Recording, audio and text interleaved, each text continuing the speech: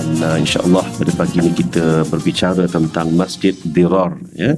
Masjid Dirar. Dirar ni ambil pada perkataan mudarat, makna masjid yang tidak memberi kebaikan pun, ya. Masjid yang sememangnya dibina untuk mengeruhkan keadaan, gitulah, ya. Sebenarnya sebab itulah dia digelar sebagai Masjid Dirar tu tadi. Di mana terletaknya Masjid Dirar, adalah beberapa pandangan, ya, yang saya pun tak dapat nak sahkan sangatlah lokasi secara tepat itu, tapi dia tak jauh dari Masjid Quba, ya, itulah lokasinya. Bismillahirrahmanirrahim. Alhamdulillah summa alhamdulillah, nahmaduhu wa nasta'inuhu wa nastaghfiruh wa nusalli wa nusallimu ala sayyidil anbiya wal mursalin wa ala alihi wa sahbihi ajma'in. Rabbi shrah li sadri wa yassir li amri wahlul 'uqdatam min lisani yafqahu qawli wa ba'du. Al-Fatihah. A'udzubillahi minasyaitonir rajim. Bismillahirrahmanirrahim. Alhamdulillah Rabbil Alamin Ar-Rahmanir Rahim Maliki Yawmiddin Iyyaka na'budu wa iyyaka nasta'in Ihdinas siratal mustaqim Siratal ladzina an'amta 'alaihim ghairil maghdubi 'alaihim waladdallin. Amin. Amin ya Rabbal Alamin.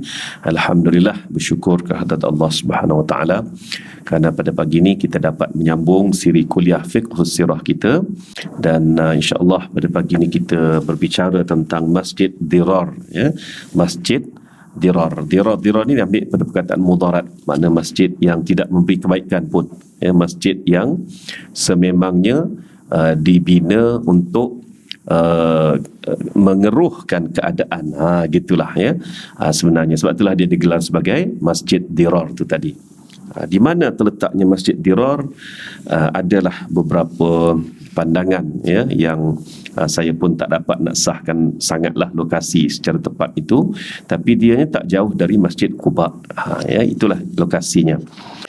Ibnu Katsir meriwayatkan daripada Sa'id ibni Zubair dan Qatadah dan Urwah dan lain-lain daripada mereka radhiyallahu anhum ajma'in. Dalam nama yang disebut ini, Urwah sajalah yang bukan sahabat, ya, yang bertaraf tabi'in. Urwah ibni Zubair, ya, iaitu anak kepada Urwah ibni Abdullah Az-Zubair anak kepada Abdullah Az-Zubair, bahawa di Madinah ada seorang lelaki dari kabilah Khazraj, namanya Abu Amir Ar-Rahib, dan Abu Amir ini telah memeluk agama Nasrani sejak zaman jahiliah. Beliau mempunyai kedudukan yang agak tinggi dalam kalangan kabilahnya. Tatkala tibanya Rasulullah sallallahu alaihi wasallam di Madinah diikuti oleh muslimin yang begitu ramai, maka agama Islam mendapat sanjungan yang begitu tinggi. Lalu Abu Amir pun melahirkanlah permusuhan kepada Rasulullah sallallahu alaihi wasallam. Kemudian larilah beliau pergi menemui orang-orang kafir Makkah daripada kalangan musyrikin Quraisy. Ini proses ni bermula daripada Nabi mula-mula hijrah lama, ya. Sampailah peringkat apa itu selepas perang Tabuk, selepas ke sebelum selepas perang Tabuk, tuan-tuan, ya. Selepas perang Tabuk, dia punya kronologi dia, barulah berlakunya peristiwa penghapusan Masjid Dirar tadi. Tempohnya lama. Okey. Tatkala tibanya Rasulullah, beliau juga menghasut mereka supaya memerangi Rasulullah sallallahu alaihi wasallam, dan setelah dilihatnya perkembangan yang dilaksanakan oleh Rasulullah sallallahu alaihi wasallam semakin maju dan meningkat, pergi pula dia kepada Herakal, raja Rom, meminta pertolongan untuk memerangi Rasulullah sallallahu alaihi wasallam. Herakal juga berjanji untuk memberi pertolongan kepadanya. Abu Amir diberi perlindungan dan tempat tinggal. Lalu dia mengirim surat kepada satu kumpulan kaumnya dalam kalangan munafikin Madinah, dan dijanjikan kepada mereka apa yang dijanjikan kepadanya oleh Herakal. Disuruhnya mereka menyediakan tempat perlindungan untuk utusan-utusan yang datang membawa surat-suratnya, juga menjadi tempat mengintip baginya bila dia datang kepada mereka.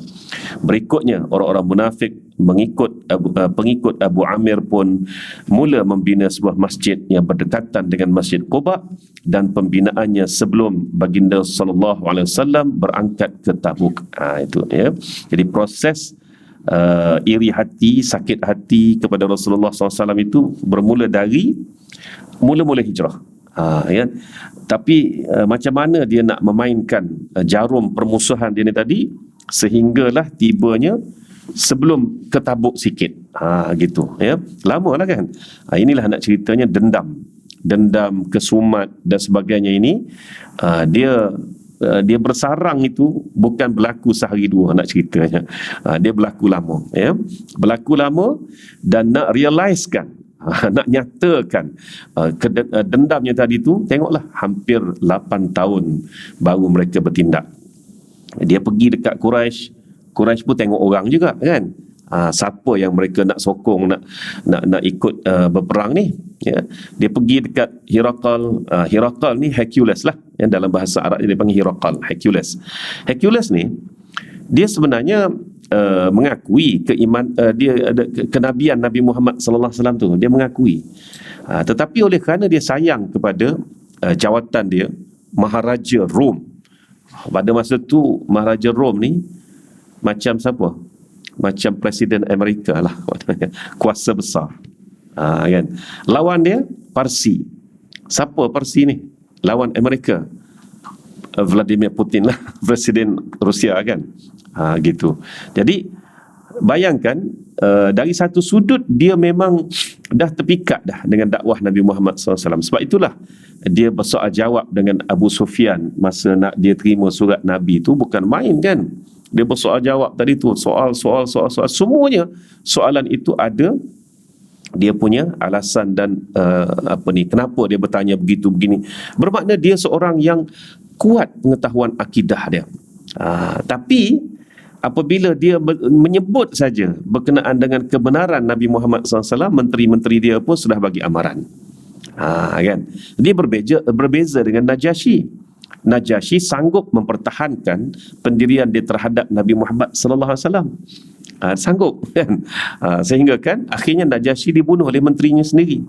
Dan Nabi sallallahu alaihi wasallam memanggil sahabat-sahabat untuk solat jenazah ghaib kali pertama kepada Najasyi. Dia beza dua tu. Jadi Herakal ni tadi tengok tu lah, bila datang Abu Amir ni tengok, ini geng-geng dia juga, dia bantu. Tapi dan sebaik dia peristiwa perang Mu'tah tu, tak lama selepas peristiwa dia menerima surat Nabi Muhammad SAW dan dia mengakui kenabian Nabi Muhammad SAW. Ya, tapi bila dia turun ke Basra, dari Basra dia nak berjalan kaki pergi ke Baitul Maqdis, tiba-tiba dia dapat tahu bahawa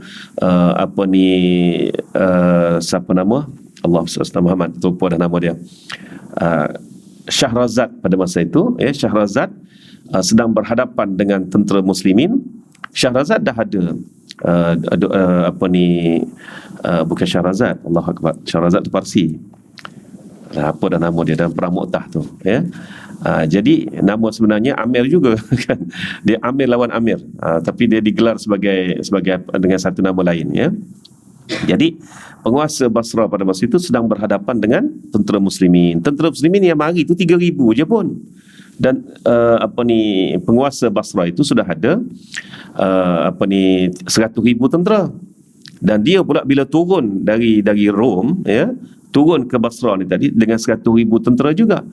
Tapi bila dia tengok je orang bawahan dia, orang jagaan dia, naungan dia berhadapan dengan tentera muslimin, dia kerah pergi masuk bantu. Jadi 200,000 lawan dengan 3,000 dalam perang Mu'tah. Jadi sebab itulah sikap Herakal ataupun Hercules ni tadi ya, dia sebenarnya lebih sayang kepada kekuasaan berbanding dengan pendirian akidah dia tu tadi. Sedangkan Najasyi yang dalam masa yang sama sanggup berhempas pulas menghadapi serangan daripada menterinya sendiri ya, bukan seorang menteri-menteri yang menghadapi raja yang sudah hatinya itu sudah condong kepada Nabi Muhammad sallallahu alaihi wasallam. Itu beza dia dua tu kan. Jadi tuan-tuan, Abu Amir ni tadi lobbynya berjaya, dia mendapat bantuan lah, projek ke apa ke tak kira lah kan, untuk membina apa sahaja, untuk buat apa sahaja, dan dia memilih untuk membina sebuah masjid. Ya, nak itulah ni, nak kira nak dia nampak dah dia tak dapat nak macam pepatah orang putih lah kan. Dia kata if you can't beat them, join them. Kan? Kalau kamu tak boleh lawan dia, tak apa, join, ikut serta dengan dia. Jadi masjid ni salah satu cara ikut serta, tapi nak memesongkan akidah umat Islam ni tadi. Pembinaannya sebelum Nabi Baginda sallallahu alaihi wasallam berangkat ke Tabuk. Mereka datang kepada Rasulullah, ya, minta supaya Rasulullah datang bersolat di masjid mereka sebagai tanda perasmian. Ya, tanda nak perasmian lah tu. Okey. Supaya dengan itu mereka akan dijadikan hujah mengatakan masjid itu diakui oleh Baginda sallallahu alaihi wasallam. Tak payah ada papan kenyataan, tarik langsir kan, tak payah. Nabi pergi semayang je, okey, maknanya Nabi akui. Tapi apa jadi tuan-tuan, ya? Juga mereka katakan bahawa masjid itu adalah untuk kegunaan orang-orang yang lemah, yang tua, yang sakit, di masa malam-malam musim sejuk, tak dapat nak pergi Masjid Quba, tak dapat nak pergi Masjid Nabawi, jadi kita buatlah satu surau masjid lah kan. Terus dia, Allah telah melindungi baginda daripada bersolat dalam masjid tersebut, dan kata baginda, kami sekarang hendak bertolak, insya-Allah bila kami pulang nanti bolehlah. Jadi Nabi sallallahu alaihi wasallam pada masa itu memilih untuk fokus untuk pergi ke Tabuk. Tatkala berangkat pulang dari Tabuk ke Madinah, hanya sehari atau separuh hari sahaja lagi untuk sampai ke Madinah. Perjalanan ke Tabuk 3 minggu, pergi balik 3 minggu, 6 minggu, mana kan? Duduk di sana lebih kurang dalam sebulan. Jadi sebab itulah perjalanan ke Tabuk tu dekat 3 bulan lah semua sekali, ya. Datanglah Jibril membawa berita mengenai Masjid Dirar dan tujuan pembinaannya. Ia hanya berdasarkan kekufuran dan bertujuan memecah belahkan jamaah muslimin. Maka baginda pun terus pergi ke masjid itu. Dalam perjalanan pulang ke Madinah, lalu dirobohkannya dan turunlah firman Allah mafhumnya, walladzina takhazu masjidan diraran wa kufra, ya, wa kufra wa tafriqa. Saya sengaja baca sepatah-sepatah tu, dirara, kufra, tafriqa. Itu 3 ciri masjid tu, ya.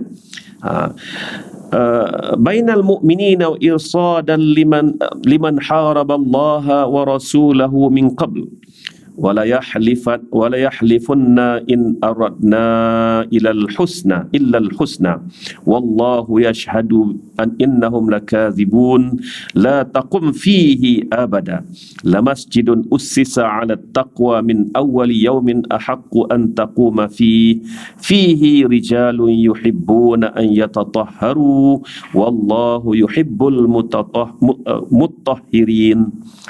Dan di antara munafikun itu ada orang-orang yang mendirikan masjid dirar, ya, iaitu untuk menimbulkan kemudaratan. Maksud seperti saya kata tadilah, dirar berasal dari perkataan mudarat, ya, mudarat.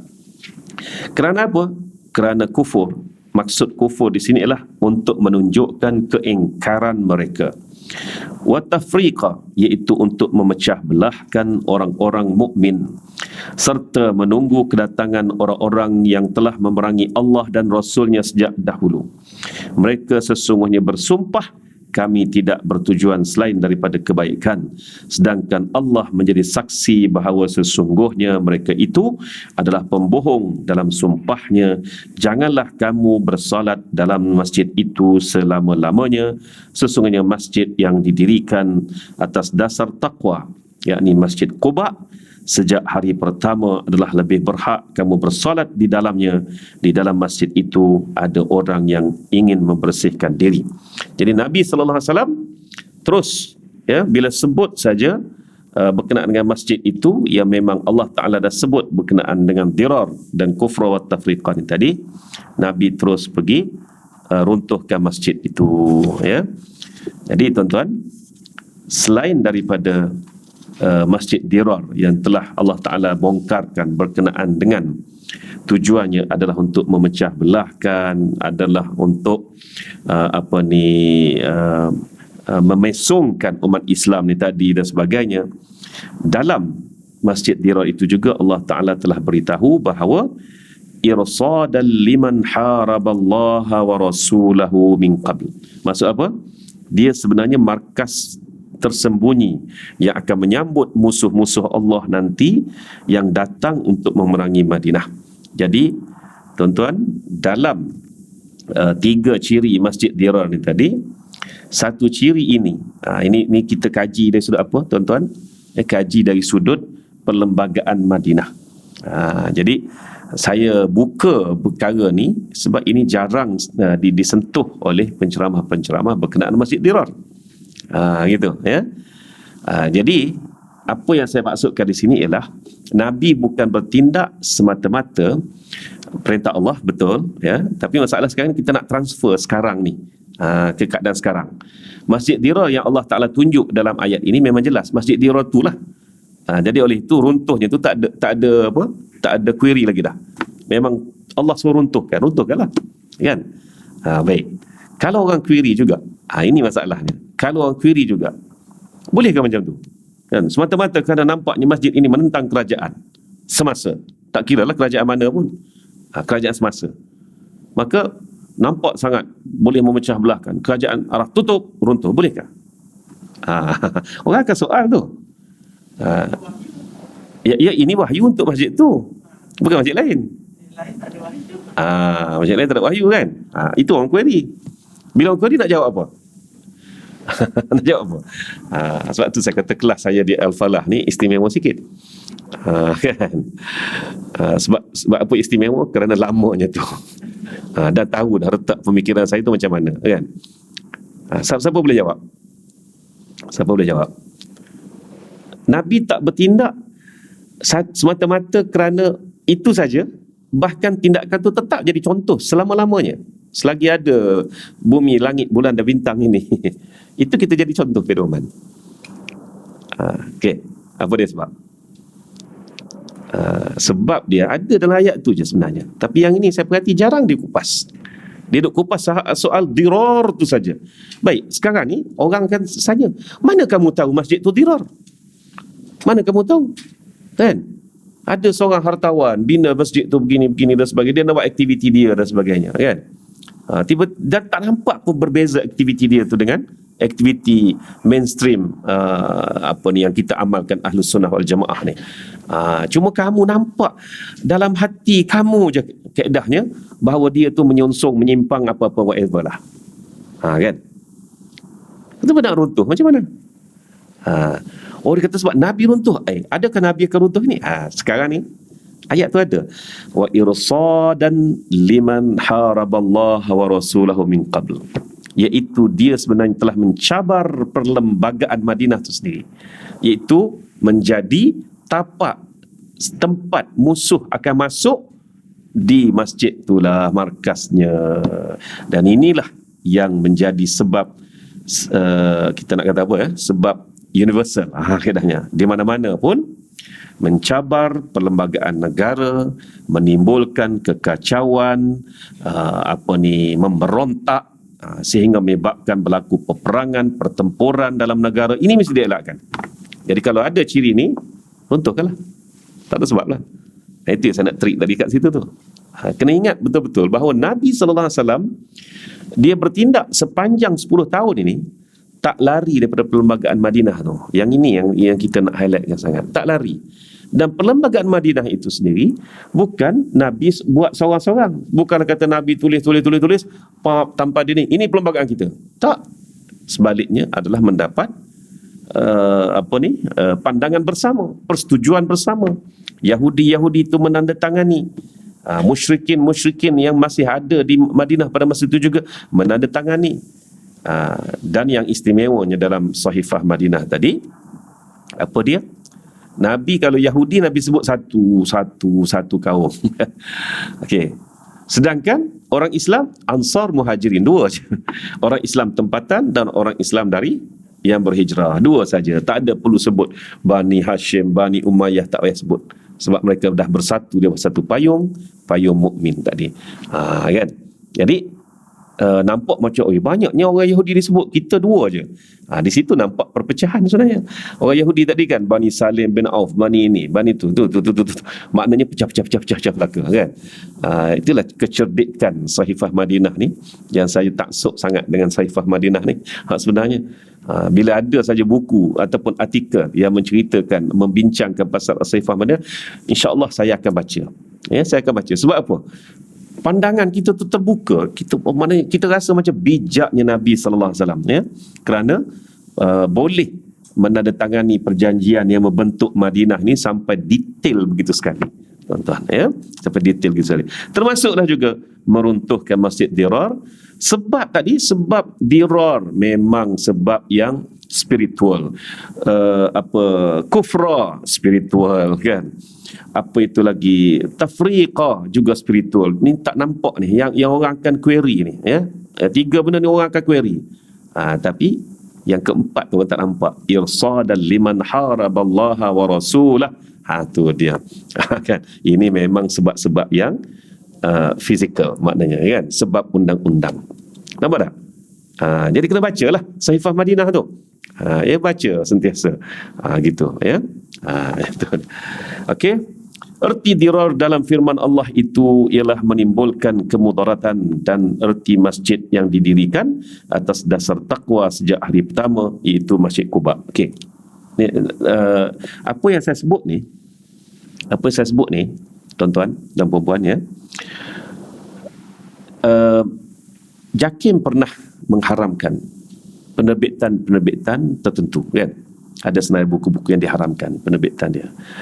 Penulisnya syu balik, syu di mahkamah. Kenapa buku dia diharamkan? Alasan pengharaman begini. Salah satu daripada hujah lawyer kan. Lawyer dia cari hujah aja kan. Jadi sebab tu anak saya sedang ambil law sekarang ni kan. Dia sikit-sikit court dia kan. Jadi dia pun selalulah duk tanya saya berkenaan dengan hujah-hujah ni. Kita tidak lawyer kan, tapi insya-Allah otak lawyer jugalah kan.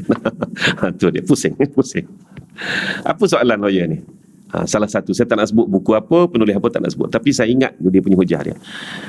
Kerana mudarat kepada akidah masyarakat dan sebagainya. Itu sebab JAKIM mengharamkan buku tu, dan melalui KDN lah mengharamkan buku tu. KDN lah ada kuasa lah. JAKIM menasihatkan. Lawyer dia jawab apa? Buku ni edar pun tak lagi. Mana tahu akidah orang boleh rosak kerana baca dia. Takkan kena tu? Kena tak? Saya tak sokong lawyer tu, tapi saya nak ceritanya orang akan query. Orang akan cari jalan juga nak berhujah. Jadi sebab tu kalau cerita pasal Masjid Dirar, silat hari bulan, itulah hujahnya tadi. Dan memang telah berlaku. Apa yang saya sebut itu telah berlaku. Setelah berhadapan. Jadi sekarang ni jangan baca sirah tu sekadar buku cerita, buku legenda. Tidak. Realiti pada hari ini, tiba-tiba bila ada orang tanya, dah Ustaz, kalau Masjid Dirar tu tadi, realitinya sekarang boleh tak kerajaan runtuhkan seperti mana Rasulullah SAW runtuhkan? Semata-mata kerana kerajaan anggap dia memecah lah apa dan sebagainya begini-begini. Nak jawab apa? Tak tengah. Tak tengah. Allah dah bagi lengkap dah. Yang kamu tak baca sebab apa? Mujur tak terkena ke saya. Kalau tak terkena ke saya, kalau terkena saya time tu, mungkin saya pun tak boleh jawab juga. Mujur kena ke orang lain. Kena ke orang lain, kita pun tenung balik, kan? Kita tenung balik. Allah dah bagi dah jawapan dia kat situ. Kenapa tak baca lebih sangat? Sebab dia baca ayatnya, wallazina takhazu masjidan diraran wa kufra wa tafriqa. Maka Rasulullah pun datang bakar masjid itu. Semangatnya Ustaz. Dah. Faham, orang tanya sikit je. Sekarang boleh buat macam tu? Sudah. Kan? Tak apalah, saya tak ceritalah kan. Itu macam saya huraikan tadi lah. Maknanya dari segi perlembagaan pun sah, perlembagaan Madinah tu pun sah. Sebab Allah dah beri tahu dah bahawa ini sebenarnya markas sulit kedatangan musuh-musuh. Musuh tu tadi rupanya Rom lah. Sebab Abu Amir ni tadi adalah Nasrani. Bergabung dengan munafikun pula. Masa ni saya tak pasti masa ni Abdullah bin Ubay bin Salul dah mati ke belum.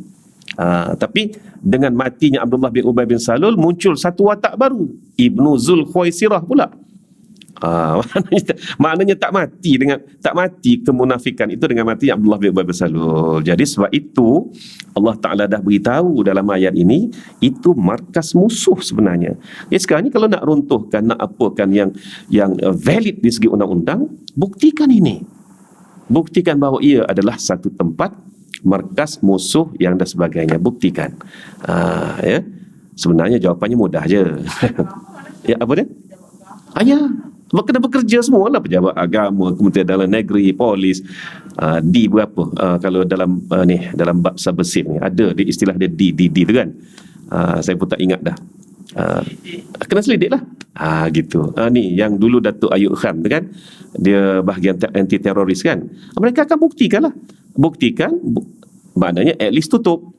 Kalaupun tidak dibakar, tidak dirobohkan. Sebenarnya Nabi SAW membakar masjid itu tadi, itu sebagai satu simbol juga yang kita kena faham, bahawa benda-benda macam ni kita kena hapus sampai ke akar umbi, kena cantas habis-habisan. Gitu. Simbol tu yang kita tak dapat tangkap sebenarnya.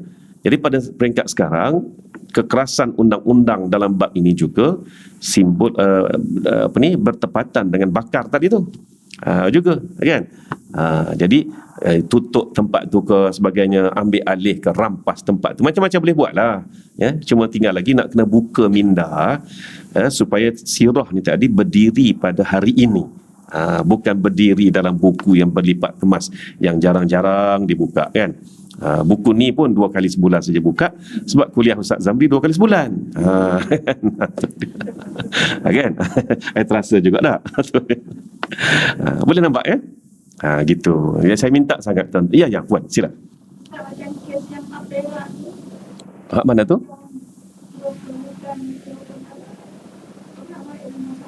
Kena hapuskan lah. Sama lah tu. Itu yang dia ambil sesi kaunseling. Ada. Sebenarnya di setiap negeri, walaupun Jabatan Agama Islam ini berada di bawah negeri, bukan bawah persekutuan, tapi dalam bab-bab teras macam tu, kita hampir tak berbeza. Sama aja ya. Mana kes-kes itu tangkap, masuk dalam sesi kaunseling dan sebagainya. Itu setiap negeri ada dia punya pusat akidah ni tadi ada ya. Kalau di Selangor ni kita ada ILDAS contohnya ya. Jadi benda tu memang proses yang kena habis cantas ke akar umbinya. Lambang bakar yang Nabi bakar tadi itu pada zaman itu, maknanya pada zaman Rasulullah SAW itu tindakan yang paling keras yang nampak sangat menjadi ancaman tu tak ada lain bukan membakar lah kan. Gitu. Pada masa sekarang, apa maksud bakar tu?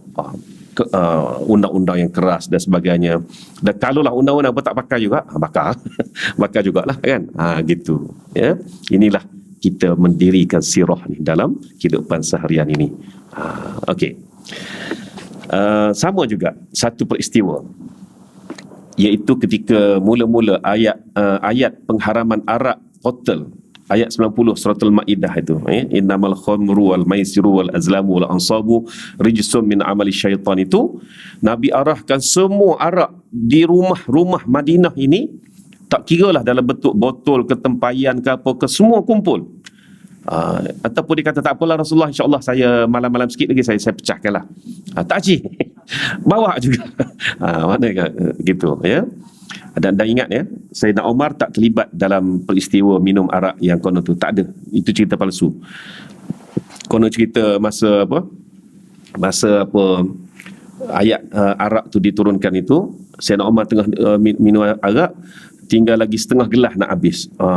Kononnya kan. Itu cerita palsu ya. Bukan Omar orang itu sebenarnya, orang lain. Bahkan Anas bin Malik menceritakan peristiwa itu. Dia sedang menjamu kepada satu tetamu mak dia minuman khamar tu tadi ya. Dan apabila dengar je Rasulullah SAW mengutuskan dia punya soundman yang tadi juru cakap yang tadi, arak sudah diharamkan, siapa ada arak bawa ke Baqi', ke sebelah kubur Baqi' tu, masa tu. Jadi pada masa itu cerita sebenarnya. Anas kata dia sedang menuangkan khamar kepada tetamu-tetamu yang datang ke rumah mak dia tadi tu, dan bila dengar je masing-masing pakai curah, pakai buang. Dah macam mana cerita temari dekat Omar, kononnya Omar ada separuh lagi. Tengok, nak minum. Hai Omar, jangan buang. Itu mana kau dapat dialog tu? Kan, dahsyat sungguh lah kan. Omar ni orang yang menggesa Nabi haramkan arak tu sejak dari ayat pengharaman arak mula-mula turun lagi, iaitu ayat wala taqrabus salata wa antum sukara. Sejak ayat tu lagi Omar dah gesa Nabi haramkan. Alih-alih di Malaysia nama Omar naik pula dah. Inilah ya, orang Malaysia ni dia pandai, dia pusing cerita tu. Nak jadi sedap sikit kena tahu Omar, sikit kena tahu Omar. Apa pasal ni kan, apa dah jadi ni ya. Okey, selepas Nabi pecahkan tempayan arak tu yang dah dikumpulkan dekat Baqi' tu, pecahkan semuanya, maknanya situ amaran tak boleh wujud arak lagi di Madinah tadi. Nabi pun memandang ke arah beberapa pokok anggur. Pokok anggur ya. Nabi bertanya, tahu apa ni? Nabi tunjuk dengan hujung pedang dia. Semua jawab, pokok anggur ya Rasulullah ya. Nabi pun cantas salah satu pokok anggur tu. Ya, sahabat-sahabat pun faham bahawasanya nak hapuskan arak kena hapuskan daripada akar umbinya. Tapi Nabi tak cantas semua pokok anggur yang ada tu. Kalau Nabi cantas semua pokok anggur tu, apa jadi? Tak ada anggur. Anggur ni haram. Dia jadi gitulah. Sedangkan sahabat-sahabat pernah tanya Nabi, ya Rasulullah ya, ini jus anggur haram ke tidak? Nabi pun kata, kalau tak nak minum, bagi aku minum, kata Nabi. Jus tak apa, bila diperam jadi arak, itu jadi haram. Samalah juga dengan air nira. Kan, air nira, orang Kelantan dia jawab mudah je. Bila kata pasal apa namakan air nira tu tuak? Yang tuak halal, yang tak halal tu tuak masam, dia kata. Tuak masam tu maknanya tuak lah. Itu dia istilah kan. Jadi samalah juga air nira tu halal, jadi haram bila dia digunakan untuk memabukkan, gitu ya. Sama tapai pun sama juga. Tapai pun halal, tapi kalau dah sengaja diperam tapai tu sampai jadi menggelegak, sampai jadi arak, haram lah. Gitu ya. Jadi sebab tu Nabi cantas sikit, satu pokok Nabi cantas satu pokok, menandakan sahabat-sahabat pun faham lah bahawasanya ke akar umbinya mesti dihapuskan, iaitu kalau menanam anggur kemudian khas untuk dijadikan jus arak dan sebagainya, haramlah proses itu dari awal lagi dah haram. Tapi pokok-pokok anggur lain yang ditanam untuk sebagai buah-buahan tidak ada masalah, halal sampai bila-bila pun. Inilah pemikiran sirah, pemahaman daripada sirah ni tadi ya. Okey, beberapa ibarat dan pengajaran daripada peristiwa Masjid Dirar ni tadi. Kisah Masjid Dirar ini menggambarkan kemuncak penipuan dan sudah pun didaki sampai ke puncaknya oleh munafikin dalam angkara penipuan mereka terhadap Rasulullah sallallahu alaihi wasallam dan para sahabatnya muslimin. Sesungguhnya itu bukan setakat kemunafikan sahaja, malah merupakan pakatan pencerobohan, ni yang saya sebutkan tadi ni ya, dan pengkhianatan yang dirancang untuk menghadapi muslimin, iaitu wa yusadan liman haraballaha wa rasulahu min qabl. Dia satu pakatan subversif lah, senang cerita. Maka kerana itu pendirian Nabi SAW dalam perkara ini tidaklah dengan berpura-pura tidak tahu atau mencuaikannya sahaja, begitu sahaja. Jadi apabila Nabi SAW kata tak apalah dulu, kami bersiap nak pergi ke Tabuk ini, tak apalah lepas balik Tabuk ni aku akan datang baliklah. Jadi sebenarnya proses itu selain daripada menunggu wahyu daripada Allah Subhanahu Wa Taala, dia membiarkan melengah-lengahkan tadi tu, dan akhirnya akan menimbulkan reaksi macam kita memancing juga kan. Macam kita memancing, kita campak tali kail kita tu ke dalam air, kita duduk diam sekejap kan. Duduk diam sekejap tadi tu, pada masa ni ikan pun keluar. Keluar tu kena kan. Jadi sekarang ni bila Nabi melengah-lengahkan untuk pergi solat di Masjid Dirar tadi tu, secara tak langsung dia telah telah menunjukkan kejahatan Masjid Dirar tu. Orang-orang Masjid Dirar tu macam mana. Dah nampak dah. Dalam masa 3 bulan Nabi pergi tu, dah nampak dah dia punya belang dia. Itu maksudnya. Dengan sikap dan pendirian baginda begitu terbukalah pekong kaum munafikin terbuka, ya. Jelaslah kelihatan tujuan dan matlamat mereka yang selama ini mereka selindungkan di sebalik topeng mereka. Kemudian Rasulullah SAW terus meroboh dan membakar bangunan yang mereka binakan semata-mata dengan tujuan menjadikannya tempat mengintip dan tempat berlindung untuk membuat plan dan rancangan penipuan dan pengkhianatan terhadap muslimin dan sebagai alat untuk memecah belahkan jamaah muslimin. Sesungguhnya kisah penipuan yang akhir daripada kaum munafikin ini, di samping kisah-kisah yang lepas mengenai kemunafikan dan penipuan mereka, memberikan gambaran yang jelas kepada kita mengenai hak orang-orang munafik atau mengenai tindakan yang harus diambil terhadap mereka dalam segala bidang hukum syariah Islamiah. Nak bunuh seorang-seorang munafik itu tidak mungkin. Sebab munafik ni benda dalam hati, tak dapat nak dibuktikan. Jadi caranya ialah menghapuskan markas-markas mereka ini. Dapatlah jawapan, ya, kepada soalan yang selalu ditanya, apakah hukuman ke atas para munafik. Jadi Nabi tak sentuh pun Abu Amir. Biar aja Abu Amir tu, tapi markas dia dibakar, markas dia disita, kan. Kamu siapa? Tahu-tahulah kamu ni siapa. Kan, gitu. Dalam hukum dan undang-undang syariah Islamiah, orang-orang munafik harus dibiarkan dengan keadaan mereka yang zahir. Harus tu maksud apa kat sini? Harus di sini bermaksud boleh, maksudnya patut dibiarkan saja supaya mereka menyerlahkan kejahatan mereka tu tadi. Dan kalaulah mereka sampai ke tahap melanggar secara jelas hukum-hukum, sama ada hukum syarak ataupun hukum dunia, undang-undang semasa, maka mereka layak ditangkap.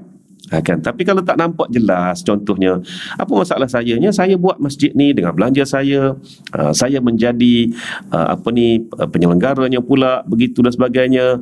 Apa salah saya? Tiba-tiba datang nak tangkap saya, nak tembak, nak bunuh saya ke, ataupun nak gantung ke, sebagai contohnya. Itulah jawapannya. Dia akan query begitulah, kan. So nak sentuh body orangnya tak boleh. Lagi satu. Ingat tak peristiwa bila Huzaifah bagi kepada Nabi senarai munafik yang keluar dari perang Uhud? Nabi tak baca, kan? Nabi tak baca pun senarai itu.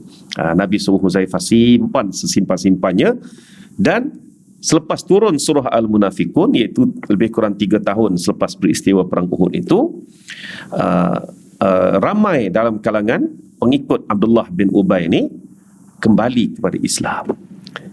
Jadi sebab itulah dalam kita nak marah siapa pun, kita kena letak juga dalam jiwa kita, dakwah kita mungkin untuk mereka. Ya, mereka ini mungkin akan kembali kepada Islam dan sebagainya. Jadi sebab itulah, kalau bunuh dia dalam keadaan dia munafik tu tadi, ya, kita ingat selesailah, kan. Tapi peluang dakwah hilang. Melainkan dia dah menzahirkan penentangan. Macam contohnya dia masuk perang Khandaq. Masalahnya munafik ni dalam perang Khandaq, perang Khandaq tu makna tentera muslimin. Ahzab, dia tak masuk dah Ahzab, tak ada bukti pun Abdullah bin Ubay ni menyertai pasukan Ahzab, tak ada bukti. Dia nak macam mana, kan? Tapi yang Bani Quraizah tu tadi memang terbukti. Macam mana? Iaitu mereka membekalkan makanan, hambat, lembu, kambing ke tengah-tengah padang pasir. Lepas tu biar je berkeliaran, rupanya untuk tentera Ahzab ni pergi kutip, ambil makan untuk dia orang. Kan? Jadi nampak, yang Abdullah bin Ubay ni dia bagi apa? Tak bagi. Dia bagi mulut je. Bagi suara aja. Suara dia je. Sebab tu susah nak tangkap munafik ni, tuan-tuan, ya. Jadi salah satu caranya ialah menyita markas mereka tu tadi, biar tengah-tengah situ. Tapi sekarang ni sita markas pun dia boleh guna apa lagi? Facebook live dia boleh guna juga. Allah, susah, kan. Jadi sebab itulah pengekangan kepada golongan ini yang memecah belahkan ini, memang kena perhatikan dengan serius lah, ya, memang serius. Bahkan ayat-ayat Al-Quran tentang munafik itu keras, jelas berbanding dengan ayat-ayat kepada musyrikin. Munafik itu lagi bahaya, ya, sebenarnya. Baik. Tidak boleh diambil tindakan terhadap peranan mereka mengeluarkan cakap-cakap bohong dan menonjolkan sesuatu yang tidak dapat diteka apa tujuan dan hakikatnya di dunia ini. Dhamir ni isi hati, ya. Itu maksud dhamir, isi hati. Dan batin mereka terserahlah kepada Allah. Malah kita hendaklah bertawakal kepada Allah yang akan menghukumkan mereka di hari kiamat kelak. Namun demikian, andainya mereka melakukan sebarang pakatan atau rancangan jahat yang membahayakan muslimin, tindakan sewajarnya harus diambil, hukuman yang setimpal harus dikenakan ke atas mereka sesuai dengan kesalahan dan jenayah yang mereka lakukan, roboh dan menghancurkan segala pengkhianatan dan pakatan jahat yang mereka rancang dan mereka bentuk. Pada keseluruhannya, siasah dan muamalah Rasulullah SAW terhadap munafikin ini disepakati oleh para imam dan para pembahas menjadi dalil untuk dijadikan ikutan berdasarkan kepada perbuatan Rasulullah SAW, ya. Jadi secara tak langsung Abu Amir tu juga sebenarnya adalah kita bolehlah golongkan sebagai munafik jugalah, ya. Termasuk dalam golongan munafik juga selain daripada nama-nama yang saya selalu sebut, iaitu Abdullah bin Ubay dan juga Ibnu Zulkhuwaisirah tu tadi. Baik, bila anda perhatikan kepada langkah-langkah penipuan munafikin yang seperti pencuri kepada cara dan wasilahnya. Wasilah maksudnya apa? Jalan, ya. Cara dan jalannya. Tahulah anda bahawa sifat dan tabiat kemunafikan adalah serupa. Pada bila-bila dan di mana-mana pun, wasilah dan cara yang digunakan oleh mereka adalah sama sahaja. Tidak ada bezanya. Iaitu mereka tetap dengan sifat pengecut dan penipu, mereka yang terkeji, takut dan menjauhkan diri daripada cahaya dan nur, tetapi gemar sekali membuat hubungan dalam kegelapan yang menyesatkan. Inilah ciri-ciri munafik, ya. Zahir dia akan diam, dia akan ikut. Di belakang dia akan mula mengatur strategi dan langkah, ya. Zahir percakapan kita tak boleh nak teka ini percakapan subversif ke cakapan apa, tapi di belakang dialah sebenarnya nak kata apa, kongsi gelap ke atau gerakan bawah tanah, bawah air ke, akhirnya dia semua ni, ya. Mereka lah yang orang yang selalu menyembahkan dahi mereka ke bawah kaki orang-orang luar yang menjajah untuk mendapatkan wasilah dan cara, taktik dan teknik menghancurkan keislaman muslimin dalam negara mereka sendiri. Mereka dengan manis muka bersungguh-sungguh menyatakan keislaman mereka, tetapi sebenarnya palsu dan pura-pura. Setiap zaman akan ada munafik ni tadi. Yang Melaka dikatakan adanya si Kitul, kan, di Baghdad, adanya siapa dah nama terlupa dah di Baghdad tu, yang membuka pintu kota Baghdad kepada tentera Tartar, juga adalah salah seorang daripada menteri kepada kerajaan Abbasiyah pada masa itu. Sama je tuan-tuan, ya kan? Sama lah juga munafik ini, dia tidaklah bersifat nak memusnahkan negara, tidak. Dia masih lagi beriman, mempertahankan diri negara daripada musuh. Memang dia pertahan, tapi dia nak supaya dia ni memegang pengaruh dalam negara. Yang jenis si Kitul tadi tu sanggup beri kepada Portugis, dan juga yang saya katakan tadi pembuka pintu kota Baghdad itu sanggup beri pada musuh, kan. Yang ini dia tak sanggup beri, tapi dia nak dia yang memegang pengaruh. Oleh itu dia laga-lagakan, kepimpinan tadi, sehinggalah pemimpin yang dia payungi itu tadi tu akan menjadi pemimpin utama, dan dialah pula yang akan mempengaruhi. Ini terjadi apabila terjadi dalam kisah yang cukup dahsyat, iaitu Saifuddin Qutus lawan dengan Zahir Bebars, itu dalam kerajaan awal Mamalik Mesir. Mereka ni berjaya menyekat kemarahan tentera-tentera Tatar. Setelah Tatar merobohkan kota Baghdad, mereka berjaya mara lagi. Tentera-tentera Mesir lah yang dapat menyekatnya.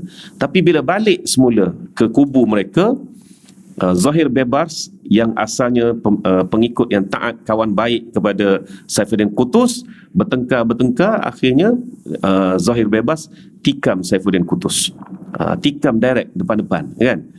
Tuan-tuan, lepas itu yang menyayat hatinya, Saifuddin Qutuz kata tak apalah, bebas, ya, bebas ni nama hamba, tak tahu bahasa apa benda, kan. Bebas namanya, ya, tapi Zahir tu dah jadi nama Islam lah.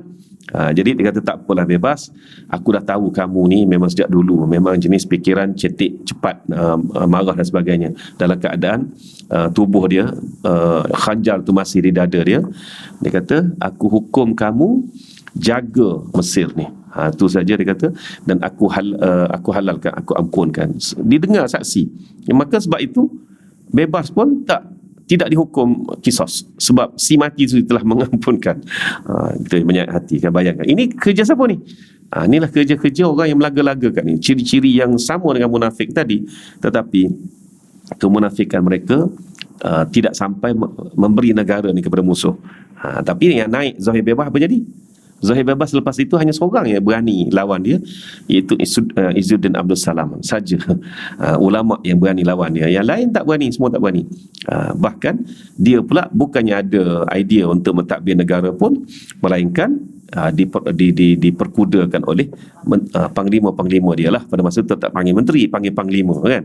Panglima-panglima yang melaga-lagakan mereka berdua, itulah dia, ya. Bila berhadapan dengan anak-anak bangsa mereka yang muslimin dan mukminin, dipujinya Islam. Berkokoklah mereka dengan dakwah Islamiah kononnya. Tetapi apabila berdepan dengan peluang untuk menjerut leher hakikat Islam, sama ada bertindak kejam terhadap para da'i Islam dan sebagainya, mereka terus melaksanakannya. Dan mereka pun mengheboh dan mengisytiharkan bahawa apa yang mereka lakukan itu adalah merupakan pelaksanaan pemeliharaan Islam, dan tindakan-tindakan itu kononnya adalah semata-mata terhadap pengkhianat bangsa dan terhadap anti nasional. Mustafa Kemal Atatürk, ya, dia isytihar, dia kata apa? Dia meruntuhkan kerajaan Osmaniyah ni demi nak menegakkan Islam. Kan? Yang mana kita tahulah Mustafa Kemal Atatürk ni tak usah cerita lah, nak buat apa pun kamu lah yang menuntut kita. Tapi dakwaan dia sampai sudah dia menegakkan Islam, Islam yang sebenar, yang sepatutnya, yang Sultan-Sultan Osmaniyah itu tadi tu tak mampu nak buat dah. Kan? Jadi itulah dia, munafik juga tu. Dan orang pelik, macam mana dia boleh berhadapan dengan tentera British yang pada masa itu pasukan dia taklah sehebat mana, dan dia pun taklah setinggi mana pangkat pun, ya, bukanlah seorang jeneral pun dalam tentera Osmaniyah, ya. Saya tak ingat dia ranking apa masa tu, ya, tapi dia berada di ketumbukan paling depan. Dan tentera Turki pula pada masa itu memang lemah, ya, akibat perang dunia pertama, ya, kan, dunia pertama yang mereka sertai dan merugikan mereka. Tiba-tiba British boleh menyerah kalah, dan Mustafa Kemal Atatürk balik sebagai wira. Walhasilnya dia dah ada deal dengan British pada masa itu, kan. Dia dah ada deal dengan British tak lawan pun. British kata tak apalah, mu menang lah, tapi balik nanti kita kau tim lah balik, kan. Kau tim dekat perang ni tadi. Boleh jadi sampai tahap tu, sehingga akhirnya rakyat tak nampak dah sultan, kan. Rakyat nampak Mustafa Kemal Atatürk lah. Akhirnya apa jadi? Satu demi satu, azan pun dalam bahasa Turki, Quran pun dalam bahasa Turki. Ini kebela Islamnya tadi, kan. Jadi Allah Ta'ala bagi kat dia 10 tahunnya. Lepas tu terus Allah tarik dengan sehina-hinanya, kan. Inilah contoh-contoh munafik sepanjang zaman, ya. Maka dengan tindakan Rasulullah SAW itu menjadi dalil kepada kita supaya berkeras dan bertegas pada menyekat dan memberhentikan maksiat dan pendurhakaan pada Allah, bukan kepada individu. Kan. Tak sudah kalau Nabi bunuh Abu Amir pun, naiklah Abu Amir kedua, kan, mungkin lebih dahsyat lagi. dengan kempen siap-siap lagi bahawa Rasulullah ni telah menzalimi rakyat sendiri, sahabat sendiri, apa sendiri. Itu yang Nabi tak pernah nak cederakan. Ya, Abdullah bin Ubay dengan Ibnu Zulkhuwaisirah dengan Abu Amir tak ada, tapi pergi bakar rumah dia, baru faham. Ini apa masjidnya. Baru kamu tahu kan.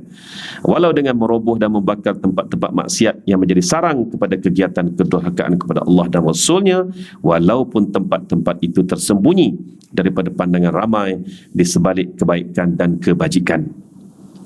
Kalau masjid Dirar yang tersembunyi tujuan jahatnya dirobohkan dan dibakar oleh Rasulullah SAW, maka apa pula pandangan anda terhadap tempat-tempat maksiat, lucah dan keji yang terang-terangan mendurhaki Allah, tempat-tempat pelacuran dan sebagainya. Umar Ibn Khattab pernah membakar hangus sebuah kampung yang penduduknya menjual minuman keras. Juga beliau telah membakar warung arak kepunyaan Ruwaisyid As-Saqafi. Ini orang mana ni? Orang orang Taif, ya. Kemudian Ruwaisyid itu dipanggil dengan nama Fuwaisiq, iaitu orang-orang fasik. Ya, Fuwaisiq mana orang fasik yang ditasghirkan, kaedah bahasa Arab ni yang bermaksud orang yang amat fasik pula gitu, ya. Dan ini tidak pernah ada sebarang khilaf ulama. Dia bakar kampung tapi bukan bakar orangnya, jangan silap faham tu.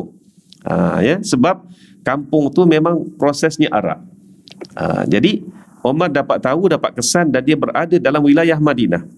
Umar pun pergi, ya, suruh keluar semua, tinggalkan kilang-kilangnya dalam tu, bakar kat situ, makna tutuplah kilangnya di situ, ya. Di sini nampak bahawa Sayyidina Umar bertindak mengikut seperti mana Rasulullah sallallahu alaihi wasallam telah lakukan tadi, ya, dengan siasah syariahnya. Keluar, mari aku bagi kerja lain kan kat kamu dan sebagainya. Si Ruwaisyid tadi, dia apa ni, warung dia dengan selamba je jual arak. Pun Sayyidina Umar ambil tindakan bakar juga pada masa ini, kan, pada masa tersebutlah, kerana sesuai dengan itu caranya ialah bakar. Sesuai begitu caranya, kan. Jadi demikianlah kita menghayati sirah, mempelajari sirah dan membumikan sirah ni tadi, ya. Wallahu a'lam. Sekarang itu saja untuk pada pagi ini. Ada soalan? Rombongan suku Saqif dan kemasukan mereka ke dalam Islam, iaitu suku Taif. Orang-orang Taif ni tadi, mereka masuk Islam selepas daripada peristiwa Fatu Mekah, berlaku peperangan Hunain. Peperangan Hunain tu tadi tu dah separuh masuk Islam, tapi tak seluruh Taif tu masuk Islam. Jadi perkara ini berlaku pada bulan Ramadan tahun tersebut juga, tahun 9 Hijrah. Masuklah semua orang-orang Taif ke dalam Islam.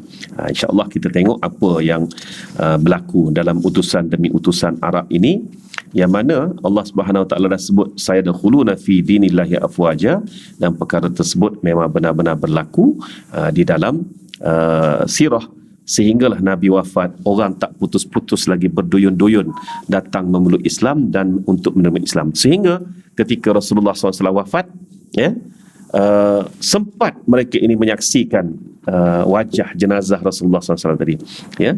Sempat mereka menyaksikan, dan saya pernah terbaca satu perbahasan ulama, adakah mereka yang sempat tengok jenazah Rasulullah SAW, ya, dan mereka masuk Islam lah, ya, masuk Islam, pergi tengok jenazah tapi tak pernah bercakap dengan Rasulullah, boleh dikira sahabat atau tidak? Kan?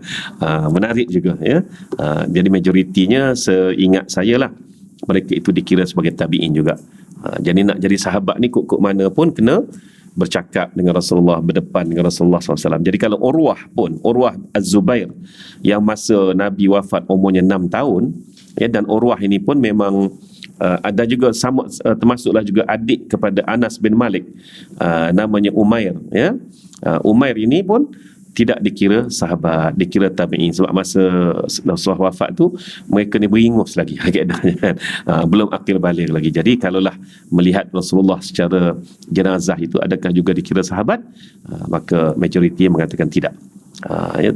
Itu sebenarnya bukan apa, perbahasan itu bukanlah kita kata Allah tu nak bicara juga ke, bukan. Keberhati-hatian ulama ni tadi, sebab bila jadi sahabat dia jadi rujukan kita, ya. Walaupun tak ada satu hadis tentang sesuatu perkara, ya, tapi sahabat ini melihat Rasulullah SAW buat begini, maka mereka melaporkan kepada kita dengan pemahaman mereka, itu pun boleh dikira sebagai hujah juga. Kan? Jadi sekarang ni janganlah bermudah-mudah kita mengatakan ulama ni buat benda tu macam sia-sia kan. Nak bincang juga, tengok orang mati pilih sahabat juga. Tak boleh gitu. Dia ada pandangan lain kat situ kan. Pandangan lain kat situ. Jadi majoriti mengatakan tabi'in. Wallahu a'lam, ya. Okey, itu saja. Ada soalan? Tak ada. Ringkas yang satu bab hari ni kan. Berkenaan dengan Masjid Dirar. Jadi kalau gitu kita tangguhkan dengan tasbih kafarah dan juga suratul Asr. Subhanakallahumma wa bihamdika asyhadu an la ilaha illa anta bismillahirrahmanirrahim wal 'asri innal insana lafi khusr illa alladziina aamanu wa salihati wa tawassaw bil haqqi. Wabillahi taufiq wal hidayah. Wassalamu alaikum warahmatullahi wabarakatuh.